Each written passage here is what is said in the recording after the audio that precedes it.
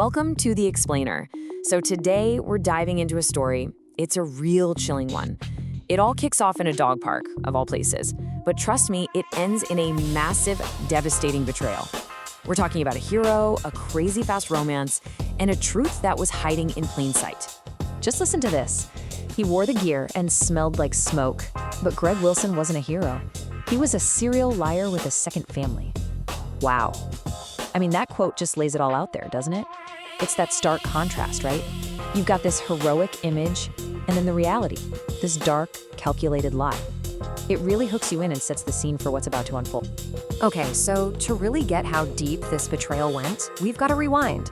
Let's go right back to the start and see exactly how this whole perfect romance was actually built on a total foundation of lies. So, how did it all start? You know, it's almost like a movie, a classic meet cute, right there in a local dog park. Seems so innocent, right? But from that very first moment, Greg Wilson was building this character. He wasn't just some guy. Oh no, he was a hero, a firefighter, and he played the part so well. I mean, he had the gear, he even smelled like smoke. The relationship just took off.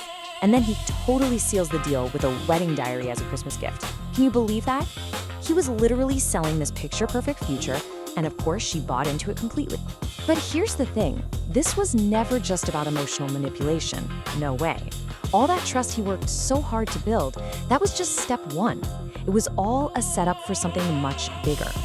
Wilson was about to flip the script from this romantic love story into a full-blown, sophisticated financial con.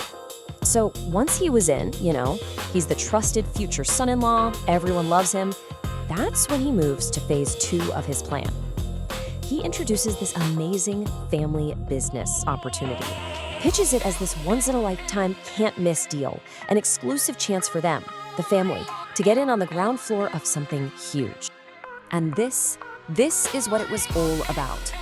£57,000. Just let that number sink in. It's a shocking amount of money, for sure, but it's so much more than that. This wasn't just some random scam. This was a devastating, life-changing theft from a family that had opened their home and their hearts to him. They treated him like a son. I mean, it is just staggering when you stop and think about the sheer number of lies he was juggling. You've got the secret double life, the stolen 57 grand, and this completely made-up identity as a heroic firefighter, all at the same time.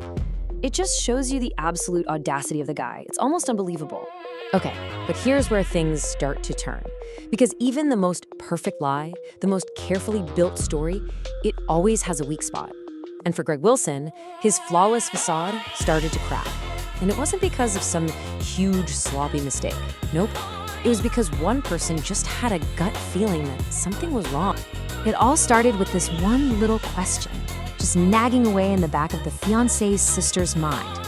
What if this hero, what if he's a fake? That one little seed of doubt. That was the spark. The spark that was about to set this entire web of lies on fire. And you want to know what the clue was that brought the whole thing down? Get this, a dusty boiler. Yeah, you heard me, a dusty boiler.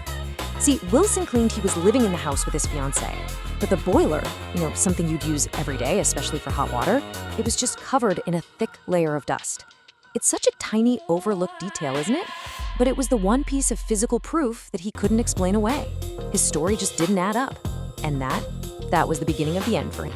So that one little thing, the dusty boiler, that's all it took. And from there, his entire house of cards just came crashing down. And I mean fast. I mean, just look at the difference between the story and the truth. It is absolutely mind-blowing. On one side, you have his claim, the dedicated firefighter, building a future, planning a wedding. And then the reality, a con artist with a secret wife and a whole other family he went home to every single night. This wasn't just a lie. It was a complete demolition of someone's life and trust.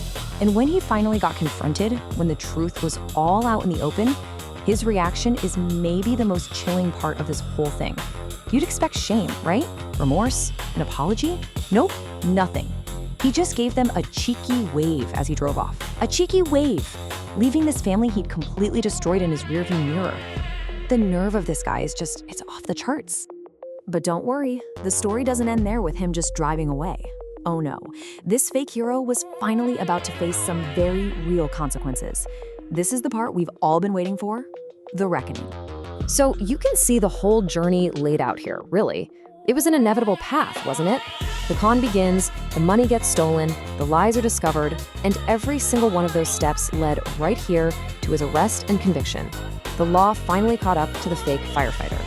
And in the end, when he's finally cornered, sitting in a jail cell with absolutely nowhere left to run, you know what his only response was?